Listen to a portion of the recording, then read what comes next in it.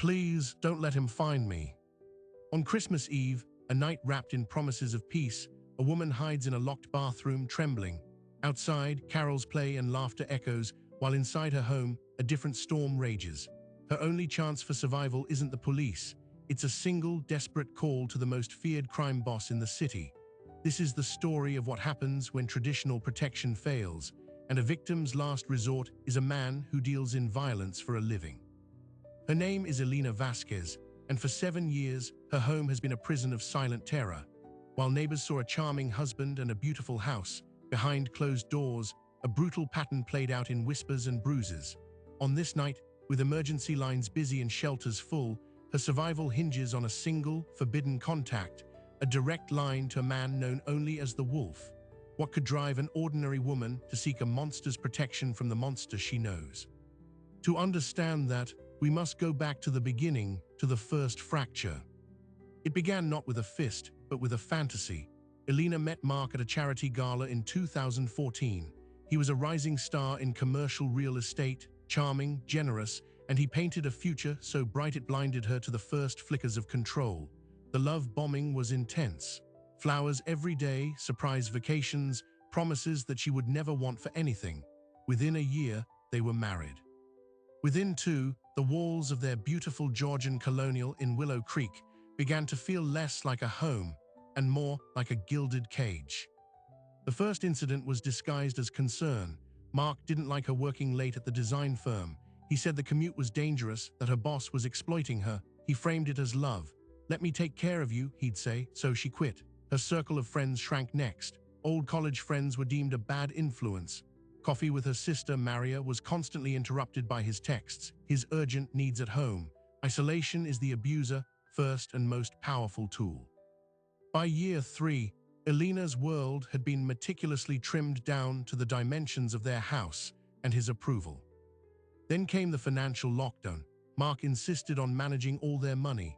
"It's simpler, darling," he explained. "Less stress for you." Her name was taken off joint accounts. Credit cards were provided with strict limits, with him reviewing every statement. When she mentioned wanting to do freelance work, his temper flashed for the first time, a vase thrown against the wall just inches from her head. The apology that night was tearful, lavish. He was under so much pressure. He didn't know what came over him. She comforted him. The pattern was set. The physical violence arrived on a Tuesday after a minor argument about groceries, a shove that sent her stumbling into the kitchen island. The shock was colder than the marble against her skin. The following silence was worse. He never acknowledged it happened, and when she tried to bring it up, he looked at her with such genuine confusion she questioned her own memory. This is the gaslighter's art, making reality itself feel unstable. Elena's first attempt to get help was textbook. After a particularly bad night where Mark backhanded her for nagging him about a missed mortgage payment, she called the National Domestic Violence Hotline from a locked bathroom. The woman on the line was kind. She outlined the steps: document the injuries, file a police report, seek an order of protection. But then she asked the question that froze Elena's blood. "Do you have any independent income, any savings he cannot access?" The answer was no. The hotline worker gently explained that most shelters were full, with waiting lists weeks long. Without money, without proof of immediate life-threatening danger, the system moved slowly. Elena filed the police report the next day. The responding officers were polite but clearly weary. They saw the bruise on her cheek. They took statements. But Mark was convincing, calm. He claimed she'd fallen. He expressed concern for her emotional state. No arrest was made. The order of protection was granted, a flimsy piece of paper that seemed to enrage Mark more than deter him. The violations started immediately: text messages from burner phones, him sitting in his car down the street for hours. The police response: "Call us if he approaches the house." The stakes escalated dangerously after she filed for divorce. This was the ultimate betrayal in Mark's eyes. The charming facade vaporized, revealing the calculating predator beneath. He drained their remaining joint accounts. He hired a ruthless lawyer who dragged out proceedings, burying Elena in legal fees she couldn't pay. He manipulated the family court system, painting her as unstable, a spendthrift, an unfit partner. And through it all, the stalking intensified. He knew her every move. This is the hidden architecture of abuse, a systematic dismantling of a person's resources, relationships, and credibility. so that by the time they try to escape, every conventional door is bolted shut. Elena was now a prisoner of process, trapped in a legal and financial labyrinth of her husband's design, with the ever-present threat of violence waiting just outside the courtroom doors. Which brings us to December, the holidays, statistically the most dangerous time for women like Elena. Financial pressures peak, alcohol flows more freely, families are forced together, and the societal expectation of festive joy creates a suffocating pressure cooker for volatile relationships. For Mark, Christmas was a stage.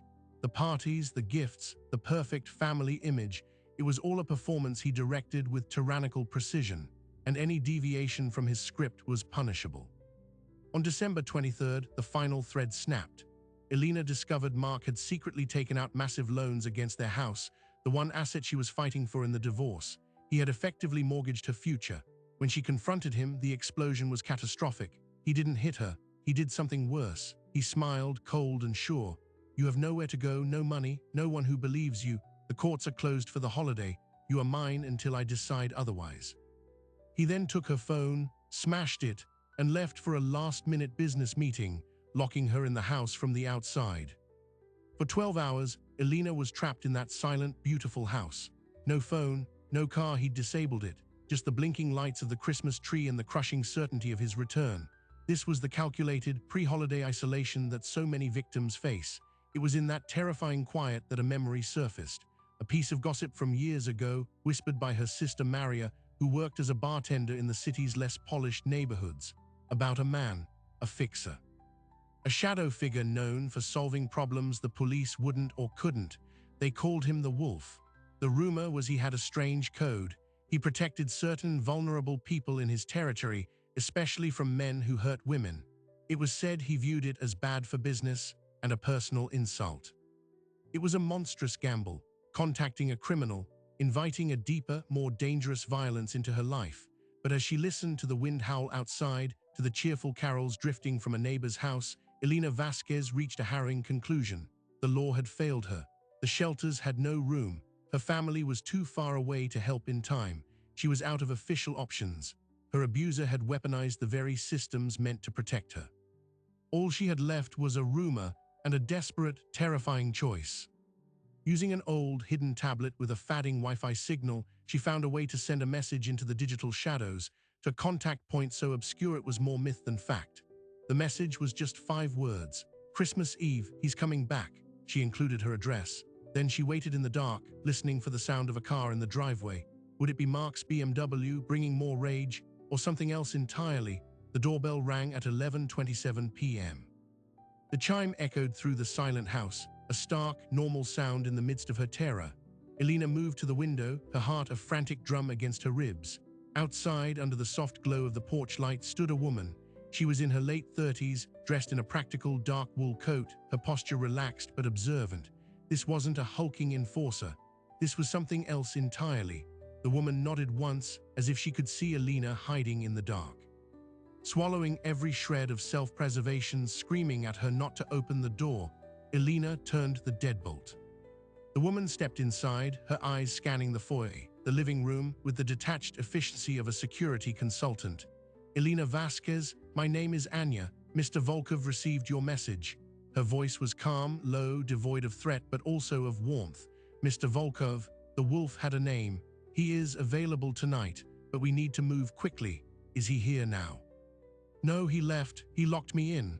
Elena's own voice sounded foreign, thin. Anya's mouth tightened almost imperceptibly. She didn't question the locking in. She simply accepted it as part of the landscape of threat. "Good. That gives us a window. Do you have a bag? Essentials only. You will not be coming back here." The finality of that statement was a cold shock. This was it. Burn the lifeboat. As Elena scrambled to throw medications, her passport, a single photograph of her parents into a duffel bag, Anya moved through the house. She wasn't searching for valuables. She was looking at frames on the wall, books on the shelves, the brand of scotch on the bar, profiling the abuser. "Your husband, Mark, real estate, ambitious, connects with clients through country clubs, charity boards." "Correct." Elena nodded, stunned. "He will use those connections to look for you. The police will be his first call, framing you as unstable, a kidnap victim, or a thief. We will be prepared." 5 minutes later, they were in a nondescript black sedan idling at the curb. Anya drove with smooth, confident turns, leaving Willow Creek's glittering cul-de-sacs behind. "Where are we going?" Elena finally asked. "A safe location, one of several Mr. Volkov maintains. It is clean, untraceable to him or his businesses." Anya glanced at her. "You should understand the arrangement. Mr. Volkov provides protection and resolution. This is not charity, it is a transaction. There will be a debt." The word debt landed in the quiet car like a lead weight. "What kind of debt?" "That is for Mr. Volkov to discuss. For now, your debt is to follow instructions exactly. Your phone is gone. Good. He will have trackers on your car, likely other devices in the home. We assume he has access to your email, your cloud accounts. You are a digital ghost as of this moment."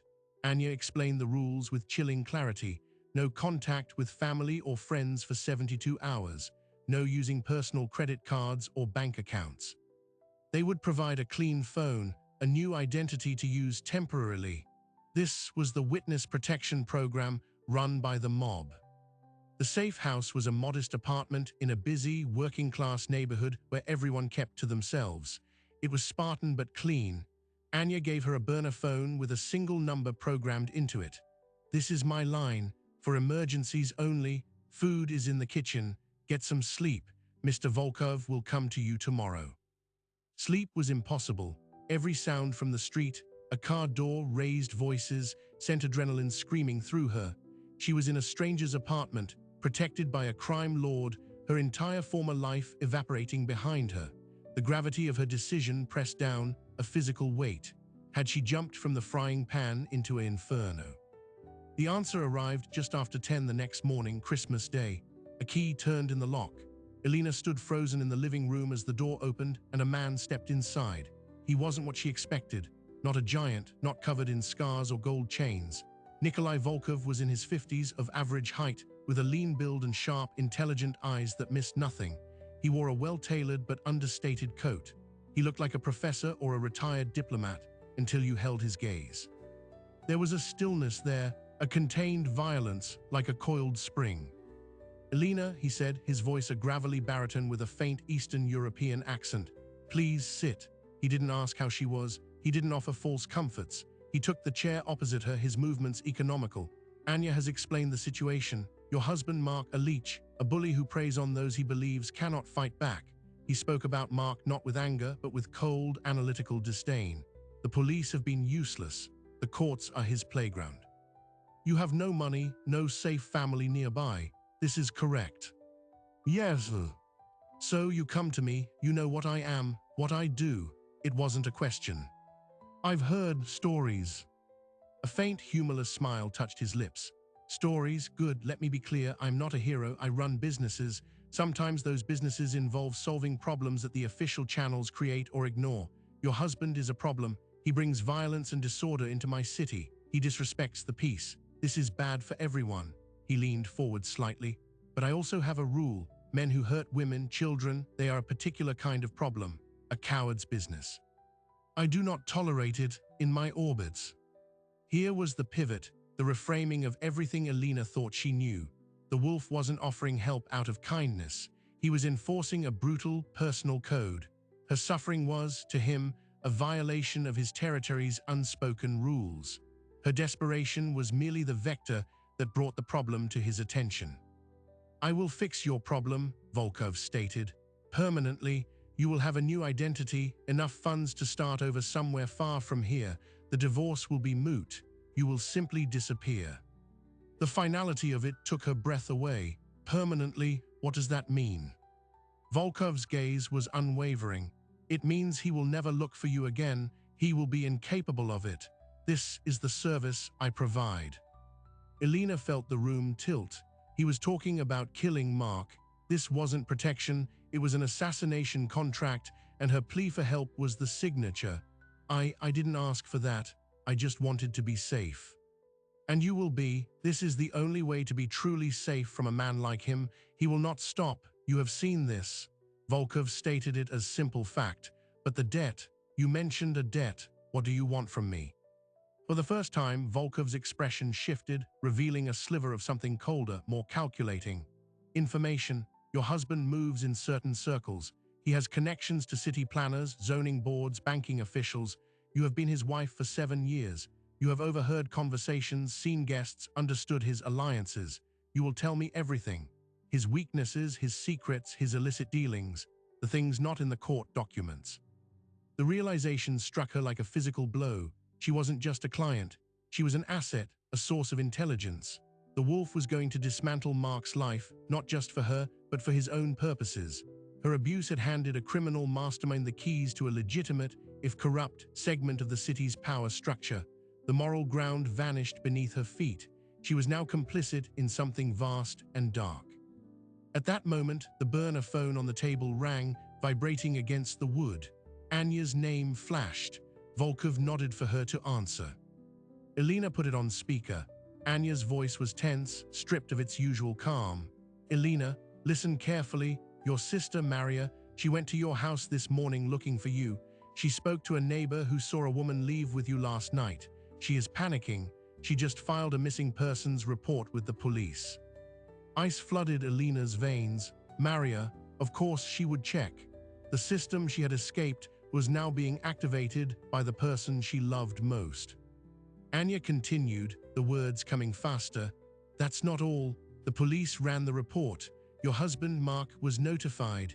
He has just held a press conference outside your home. He's on every local news channel right now." Volkov moved to a small television in the corner and turned it on. The screen filled with the familiar facade of her house. Mark stood on the front lawn, his face a masterpiece of grief and concern. He looked exhausted, devastated. A crowd of microphones was thrust toward him. "Just want my wife home safe," he was saying, his voice breaking convincingly. "She hasn't been herself. The stress, the divorce proceedings, I'm worried someone may be exploiting her fragile state." He looked directly into the camera, his eyes brimming with tears. "Elena, if you can hear me, please, come home. We can work this out. Whoever has you, just let her go." The performance was chilling. He had seized the narrative instantly, painting himself as the concerned husband and her as the mentally unstable victim of a potential kidnapping. The police, now publicly involved, would be under immense pressure to find her, and their first suspect wouldn't be Mark. It would be the mysterious someone he had just implied was holding her. Volkov muted the TV. The room was silent. "He is smarter than I anticipated," he said, a flicker of respect for a worthy adversary in his eyes. "He has moved the conflict from the shadows into the spotlight. He has made you a public figure, and he has made me," he paused, "a kidnapper." The game had just changed catastrophically. Elena was no longer a hidden woman in a safe house. She was a missing person, the subject of a manhunt.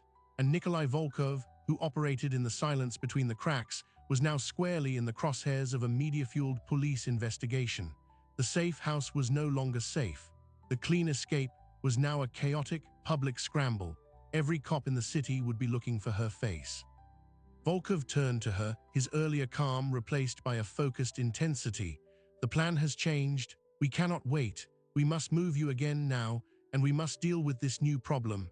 He meant the press conference. He meant Maria's report.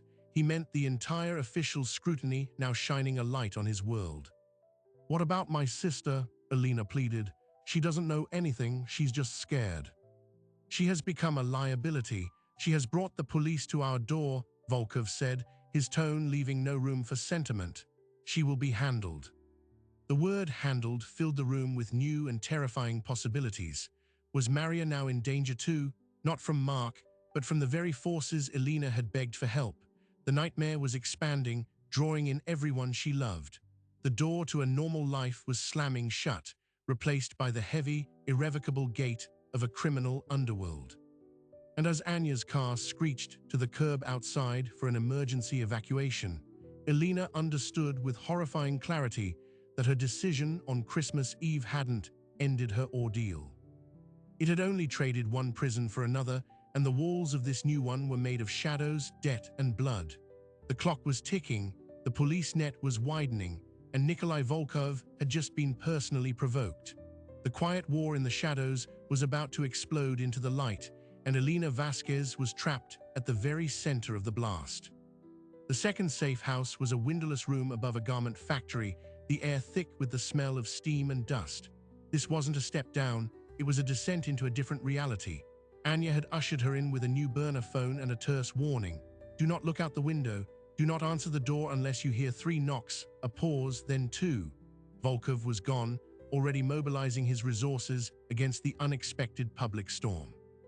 For Alina, the hours bled together in a haze of dread and cable news. Her face was everywhere: missing suburban wife, husband MAKES desperate plea. Mark's performance was flawless. He gave interviews from their living room, surrounded by framed photos of their happier times. He spoke of her struggles, her recent paranoia, always with that heartbreaking concern. He was building a cage of public perception, and with every tearful soundbite, the bars grew stronger. The police, initially cautious, now appeared in press conferences alongside him, urging the public to come forward with any information about Alina's whereabouts or the suspicious woman seen with her. Anya's description was circulating. The net was closing not on Mark, but on her rescuers. Then the first major revelation hit. It came from Volkov himself, who returned late on the night of the 26th. His calm was gone, replaced by a cold, focused anger. Your husband, he said, placing a tablet on the small table, he is not just a bully, he is an opportunist with dangerous friends. On the screen were financial records, shell companies, and photographs. Mark wasn't just a corrupt real estate developer. He was a money launderer for a syndicate based out of Miami. His charity boards and country club connections were fronts for moving illicit cash through property deals. The man who had locked her in a house was a mid-level player in a national criminal enterprise. It changes everything, Volkov stated. He is not acting alone now. His bosses have a vested interest in his stability. His public breakdown on this missing wife scandal, it is bad for business. They will help him silence this problem permanently. The threat level had just skyrocketed. Mark wasn't just a vengeful husband. He was an asset that a powerful criminal network needed to protect. Alina was no longer a domestic issue. She was a loose end in a multi-million-dollar operation. The "it gets worse" moment arrived 24 hours later via a secure video call Volkov took in the corner of the room. Alina watched his posture stiffen. He listened, asked 2 clipped questions, then ended the call. When he turned to her, his face was a mask of grim realization. The police investigation, it is being guided. Specific detectives are asking specific questions about known associates of mine. They are not looking for a victim. They are building a RICO case. Mark's syndicate had leverage within the police department. They were using Alina's disappearance as a pretext to launch a legal assault on Volkov's organization. Her cry for help had inadvertently handed his enemies the perfect weapon, a righteous, media-friendly reason to dismantle him. Alina felt the floor drop out from under her. So I've destroyed you, her voice was a whisper. No, he has overplayed his hand, Volkov countered, a ruthless spark in his eyes. He has shown me his cards, and he has made this personal. He uses the police, the media, his friends in suits and in shadows to hunt a woman. This is not business. This is an insult. The personal code Volkov lived by had been violated on a grand scale. This was no longer just about Alina's debt. This was about territory, respect, and survival. His countermove was swift and brutal. Volkov didn't target Mark directly. Instead, he targeted his infrastructure. Using the intelligence Alina had provided, the whispered conversations, the dubious investors she'd met at parties, Volkov's network began to apply pressure. A key zoning official suddenly recused himself from Mark's pending downtown project, citing ethical concerns.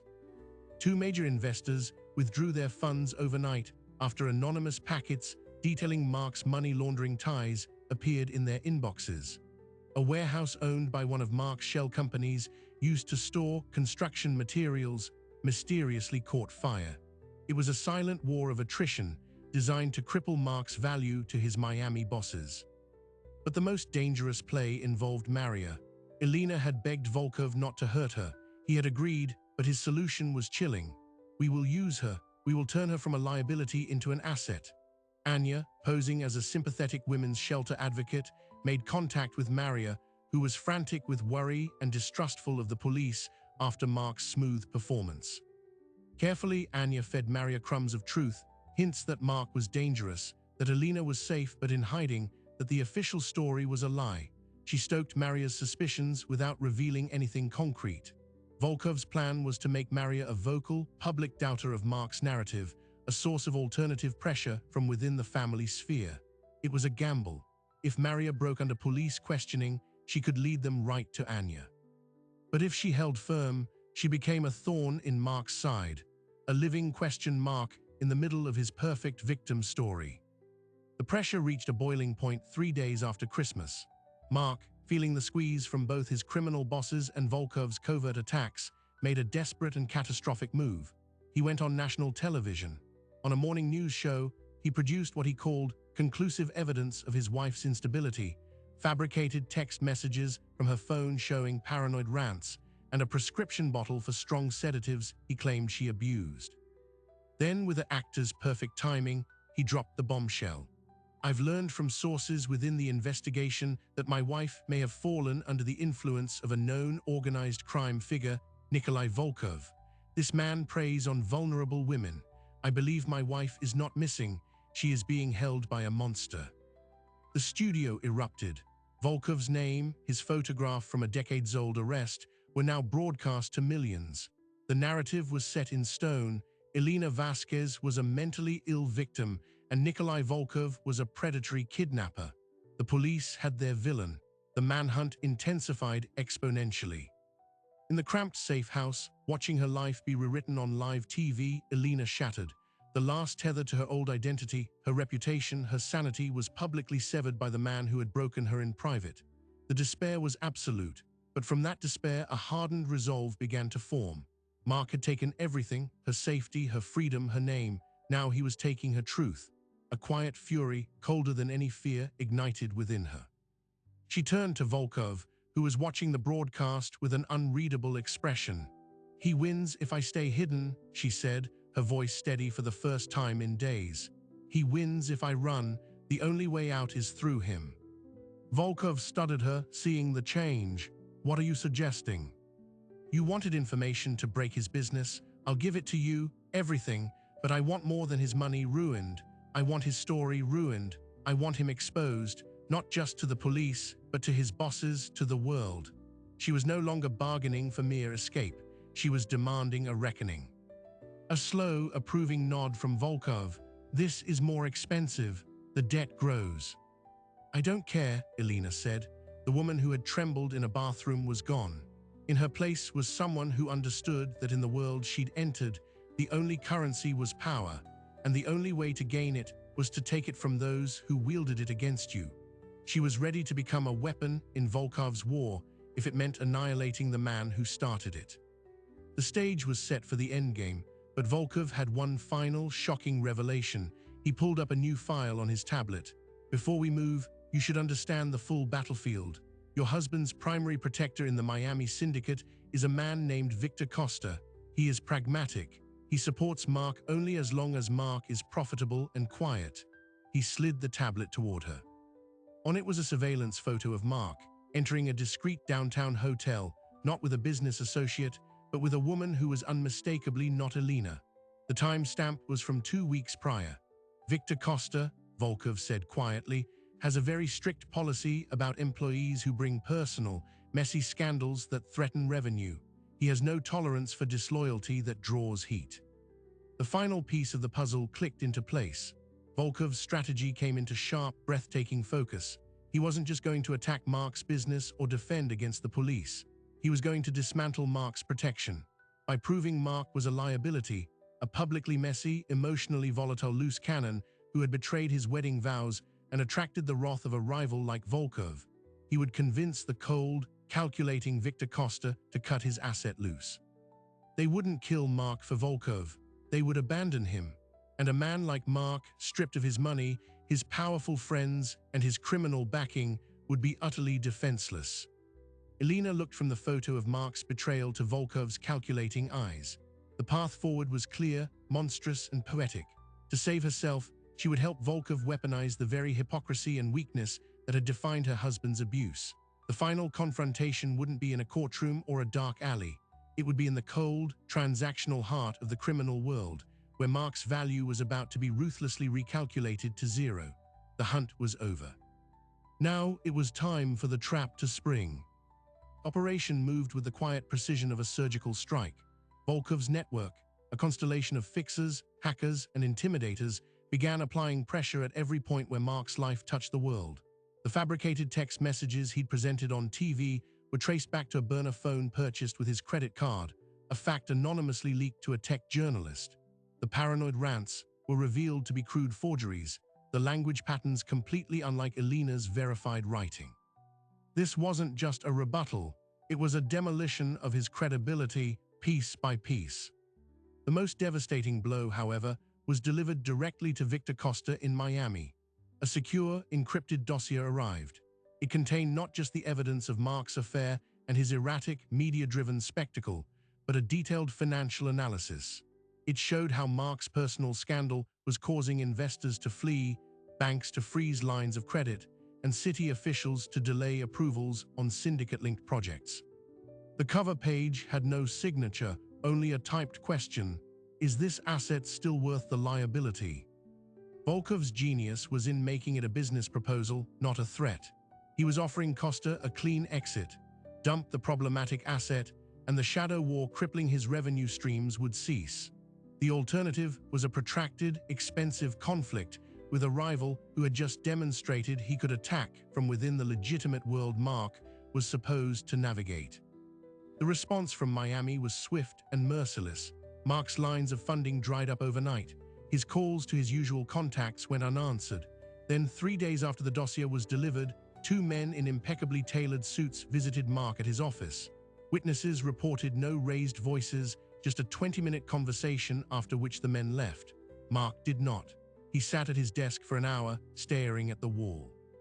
His empire, built on lies, abuse, and criminal backing, had just been foreclosed on by his own partners.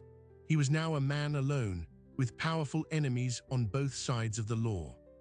With his protection evaporated, the legal dominoes began to fall. The police, freed from the subtle pressure of the syndicate's influence, took a fresh look at Elena's original complaint, the order of protection violations, and the mountain of new evidence Volkov's people had strategically leaked to Mafia, who had become a tenacious advocate. Mark was arrested on charges of domestic assault, witness intimidation, and filing a false police report. His bail was set prohibitively high. The media, smelling a new story, turned on him with the same fervor they once shown for his victim narrative. The predator was now the prey, caged and exposed. For Elena, the victory was witnessed from a distance. As Mark's world collapsed, she was already gone. Volkov had crafted her disappearance with the same care he gave to his business operations. A new identity, built on flawless documentation, a social security number, a birth certificate, a quiet credit history. A modest bank account was opened in her new name, funded with what Volkov termed a relocation grant. It was enough to start over, not enough to attract attention. The debt, he explained, would be considered paid through the intelligence she provided and the role she played in removing a disruptive element from his city. But there was a final, unspoken condition: silence and distance. Anya drove her to a bus station in a neighboring state. The goodbye was brief. The phone is clean, the past is not. Do not look back. Do not contact anyone from your old life, not ever. Anya handed her a final envelope. Inside was a key to a safety deposit box in a city 1,200 miles away. A nest egg, for when you're truly on your feet. Consider it a severance package. Elena boarded a Greyhound bus under her new name, Sarah Bennett.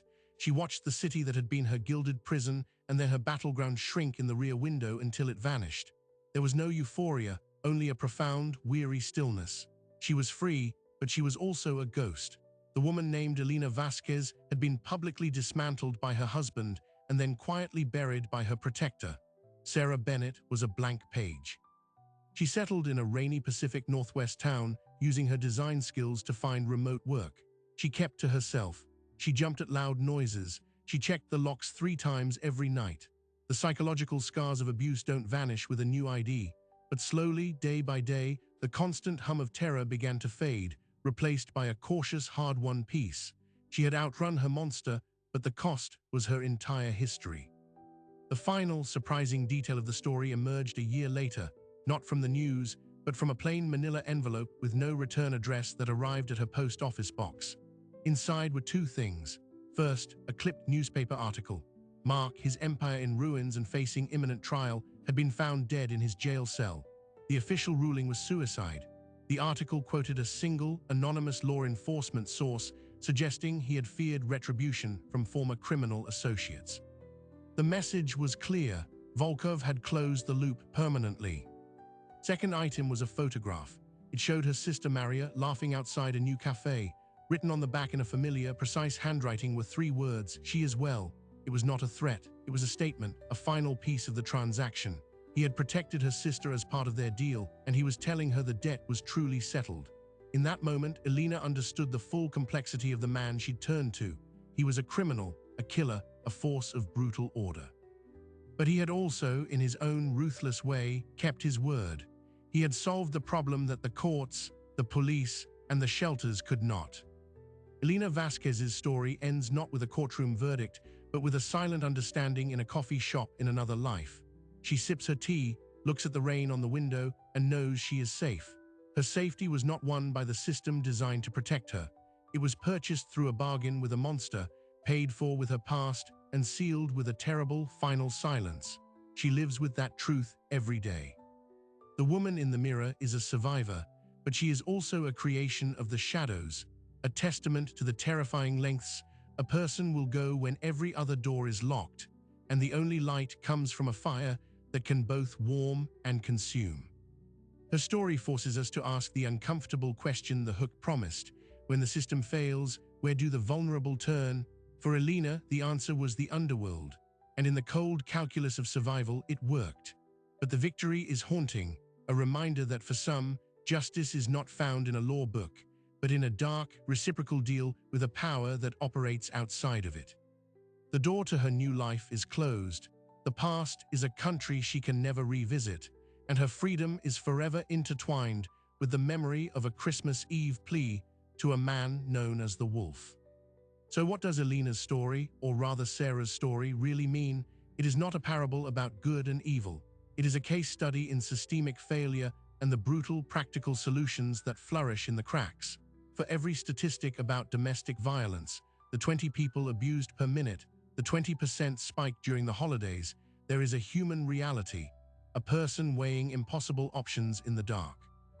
Elena Vasquez did everything society tells a victim to do. She filed reports, she sought orders of protection, she reached out to hotlines, and at every turn she encountered a system strained to breaking point, manipulated by a man with more resources and fewer scruples. Her experience forces us to confront an uncomfortable truth. For some, the architecture of official safety is a house of cards, easily collapsed by a determined abuser. Her desperate turn to Nikolai Volkov raises a profound and disturbing question about justice. Is justice solely the domain of courts and badges, or is it any force that creates a lasting safety for the vulnerable? Volkov provided a result, permanent safety, where the state could only offer process and temporary respite. But that result came at a moral cost that can never be calculated, paid in shadow currency and silent complicity. This is the haunting legacy of stories like these. They exist in the gray zone between survival and morality, where the clean narratives we prefer shatter against the hard edges of real fear. They remind us that for the truly trapped, the choice isn't between right and wrong. It's between different kinds of danger, different flavors of survival. Elena chose the danger she didn't know over the terror she did. Her story does not end with a lesson, but with a reflection. It asks us to look beyond the shocking headline of a woman calling a crime lord and to see the chain of failures that made that call her last rational option. It challenges us to build systems that are not just available, but are impregnable to manipulation, robust enough to protect before the situation becomes a desperate midnight gamble. As for Elena, or Sarah, she lives with the echoes. She walks in the sunshine of a new life, a life her former self could not have imagined on that locked Christmas Eve. She is proof of the human capacity to endure and rebuild. But she is also proof of a world where sometimes the only path to the light leads through the deepest dark. If this story made you think, question, or feel, then you understand its purpose. The world is full of unseen battles fought in quiet homes and loud courtrooms. If you want to explore more stories that live in the shadowy spaces between law and survival, between desperation and deliverance, then make sure you're subscribed. Because the most compelling stories aren't just about what happened, they're about why it happened and what it means for all of us. Hit subscribe now and let's keep uncovering the truth together.